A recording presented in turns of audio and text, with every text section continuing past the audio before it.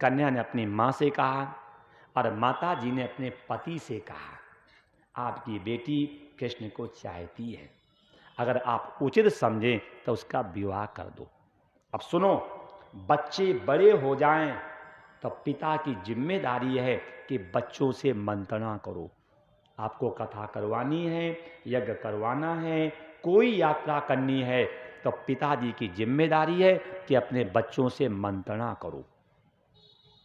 उसी समय इन्होंने अपने चारों पुत्रों को बुलाया और चारों पुत्रों को बुला करके कहा कि मैं आपकी बहन का विवाह सूरसेन के पुत्र वसुदेव जी के पुत्र कृष्ण के साथ करना चाह रहा हूं।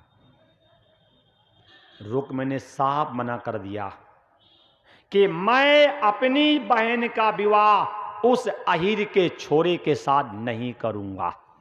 मेरी बहन है राजकुमारी और मैं अपनी बहन का विवाह किसी राजकुमार के साथ करूंगा। अब देखो, शिक्षा लो। आपकी लड़की किसी को चाहती है और आप उसका विवाह उसके साथ करना नहीं चाहते, तो उस लड़की को भागने का समय मत दो, उसका विवाह जल्दी करो। आपकी लड़की किसी को चाहती है और आपकी इच्छा नहीं है कि मैं उससे विवाह करूं, तो लड़की को भागने का समय मत दो और बहुत जल्दी उसका विवाह कर दो। क्यों? क्योंकि वासना के भूखे हैं।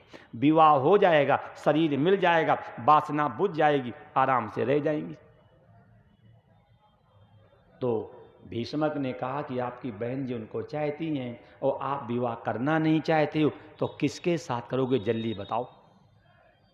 तो रुक्म ने कहा, चेत देश के राजा हैं दंत घोष और उनके पुत्र का नाम है शिशुपाल।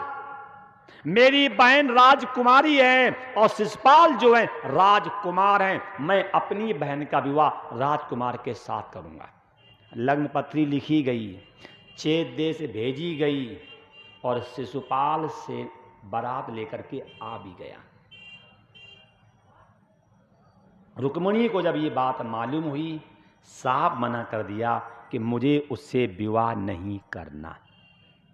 पिताजी ने समझाया, माताजी ने समझाया, भाइयों ने समझाया, भाभियों ने समझाया, नहीं माना। तब एक ब्राह्मण को भेजा गया। एक सुदेव नाम का ब्राह्मण जब रुक्मिणी को समझाने गया, तब रुक्मिणी रोने लगी। रो करके कहा, ब्राह्मण पिता के समान होता है, आप मेरे पिता के समान हैं। कौन ऐसा पिता होगा जो बेटी के मन के अनुसार पति ना दे। रुक्मिणी रोने लगी हैं, ब्राह्मण को दया आ गई है। ब्राह्मण ने कहा, मैं क्या करूं? रुक्मिणी ने कहा, मेरा पत्र प्रभु तक पहुंचा दो। रुक्मिणी ने कौन सा पत्र लिखा है अभी मैं आपको सुनाऊंगा। ये आज के बच्चे जो पत्र लिखते हैं, फालतू की बातें हैं। हमने तो अपने विद्यालय में खूब पत्र पढ़े हैं। लिख देते हैं, नदी किनारे बुलबुल बैठी, मैंने समझा तोता है, जब याद तुम्हारी आती है दिल धड़क धड़क की रोता। बाप की याद में कभी नहीं रोए? जिस माँ ने 9 महीने पेट में रखा उसकी याद में कभी नहीं रोए? जिस गुरु ने पढ़ा लिखा करके तुम्हें तैयार किया उसकी याद में कभी नहीं, और रोए तो उसकी याद में रोए। तर्पण समर्पण अर्पण शरीर का किया जाता है, तर्पण मन का किया जाता है और समर्पण बुद्धि का किया जाता है। जैसे समर्पण किया, प्रभु आए, रथ लगाया, रुक्मिणी ने हाथ उठाया, प्रभु ने हाथ पकड़ा, उठाया, बिठाया और चले गए। क्या शिक्षा मिली? जिसे भागना है उसे कोई रोक नहीं सकता। एक और भैया की सेना लगी है और एक और लगी बालम की सेना, लड़की फिर भी भाग गई। जिसे भागना है उसे कोई रोक नहीं सकता। शिक्षा दूसरी लो। लड़का लड़की को नहीं, लड़की लड़का को भगाती है और पिटाई लड़के खाते। रुक्मिणी ने कहा था, जहां मैं रहती हूं वहां वायु का आना भी असंभव है और हमारे वंश की ऐसी परंपरा है, जब बेटी का विवाह होता है तो अंबा देवी के मंदिर जाती है। मैं अंबा देवी के मंदिर में आऊंगी, आप मिलना और मैं आपके साथ चलूंगी।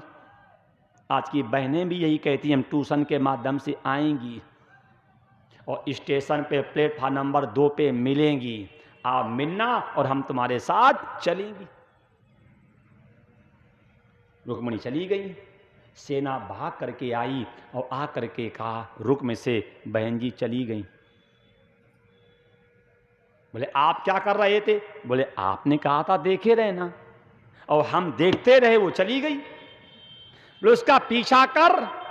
बोले हमें पहले बता देते, अब तक तो प्रयाग पहुंच गए होंगे।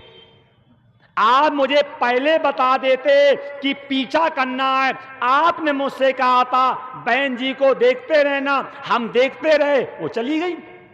आप मुझे पहले बता देते कि देखने के साथ साथ तुम्हें रक्षा भी करनी है, भागने मत देना। भैया सेना चली, और जब सेना चली तो सबसे पहले शिशुपाल दौड़ा कि मैं कृष्ण को मार दूंगा तो रुक्मिणी मुझे मिल जाएगी।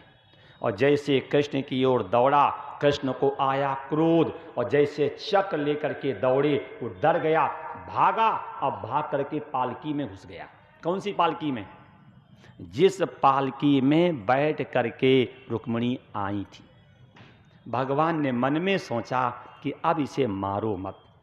अगर कोई माताओं के कपड़े पहन ले, अगर कोई माताओं के समूह में घुस जाए, अगर कोई माताओं के रूम में घुस जाए और कोई माताओं की डोली में घुस जाए, उसको मारना नहीं चाहिए।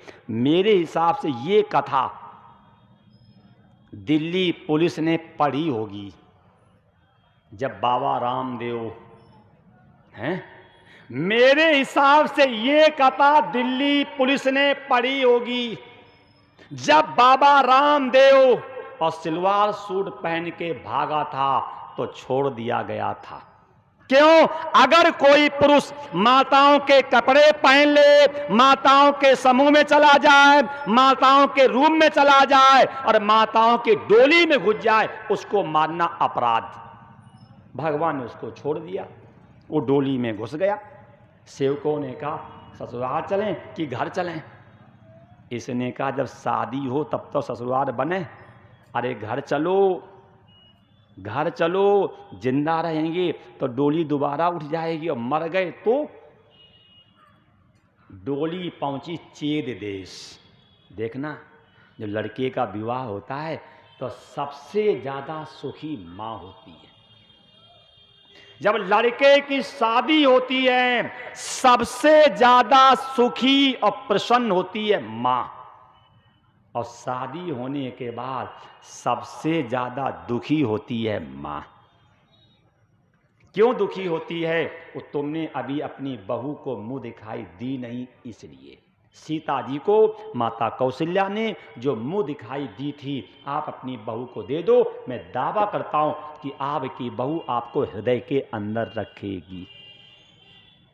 तो बहन जी सोने का थाल और रख करके दीपक, रोली, चावल ले करके आई कि बहू की आरती करेंगे, परिछन करेंगे।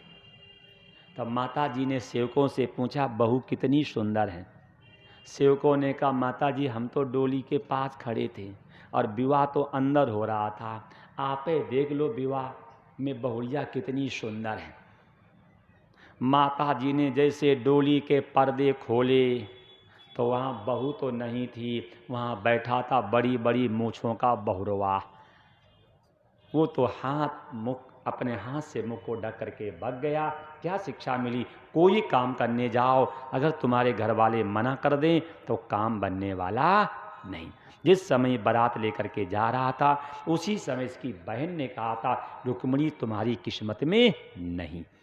इसने अपनी बहन की बात नहीं मानी, तभी उपहास का पात्र बना। कोई काम करने जाओ तुम्हारे घर वाले मना कर दें तो ध्यान रखना काम बनने वाला नहीं। इसके बाद भगवान जब रुक्म को मारने दौड़े, रुक्मिणी ने पैर पकड़ लिए, मेरे भाई को मत मारो। देखो तो बहन के अरमानों को भाई पूर्ण नहीं कर पाया, लेकिन भाई को मरता हुआ बहन देख नहीं पाई। चरण पकड़ लिए, मेरे भाई को मत मारो, मेरे भाई को मत मारो। और उसी से भगवान उसको बांध करके रथ के पिछले भाग में डाल लेते हैं। फिर द्वारिका जाते हैं। गोपी तालाब के किनारे बसंत पंचमी के दिन विद्वान ब्राह्मणों को बुलवा करके और कृष्ण और रुक्मिणी का विवाह हुआ। ये कथा भागवत में आती है। इस कथा से शिक्षा क्या मिली?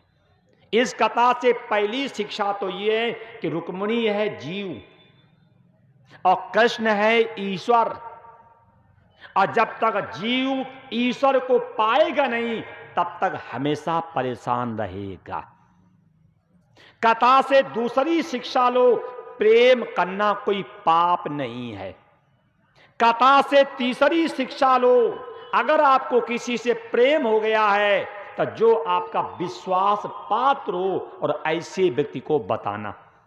कथा से अगली शिक्षा लो, अगर कोई व्यक्ति किसी से प्रेम करता है और आपसे सहायता मांग रहा है तो उसकी हेल्प करना आपका धर्म। कथा से अगली शिक्षा लो, कभी भी किसी की गुप्त सूचना को प्रदर्शित नहीं करना चाहिए। कथा से अगली शिक्षा लो, विवाह की बात हमेशा कन्या पक्ष से बढ़नी चाहिए, क्योंकि कन्यादान का विधान लड़का दान का कोई विधान नहीं।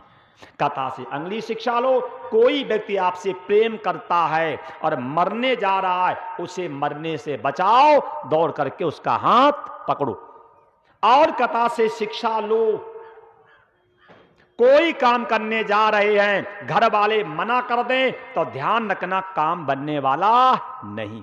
और कथा से शिक्षा लो, आप जितने सुंदर हो, लायक हो और योग्य हो, हमें उतनी सुंदर लायक कन्या के साथ विवाह करना चाहिए।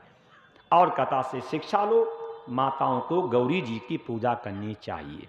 और कथा से शिक्षा लो, लड़का लड़की को नहीं, लड़की लड़का को भगाती है और पिटाई लड़के खाते हैं। हमने तुमसे प्यार किया आंवला समझ के और तुम्हारे बाप ने मुझे पीट दिया तबला समझ के। और कथा से शिक्षा दो कि लड़की लड़के को भागने का उपाय बताती है। ये कथा भागवत में आई है। रुक्मिणी जीव है, कृष्ण ईश्वर है। जब तक जीव ईश्वर को पाएगा नहीं तब तक जीव के जीवन में शांति आएगी नहीं। संविद सत्ता माया उपाधि से ईश्वर, अविद्या उपाधि से जीव, अविद्या रूपी उपाधि अब माया रूपी उपाधि को बाध कर दो तो जीव ईश्वर ब्रह्म में किंचित मात्र भी भेद नहीं है।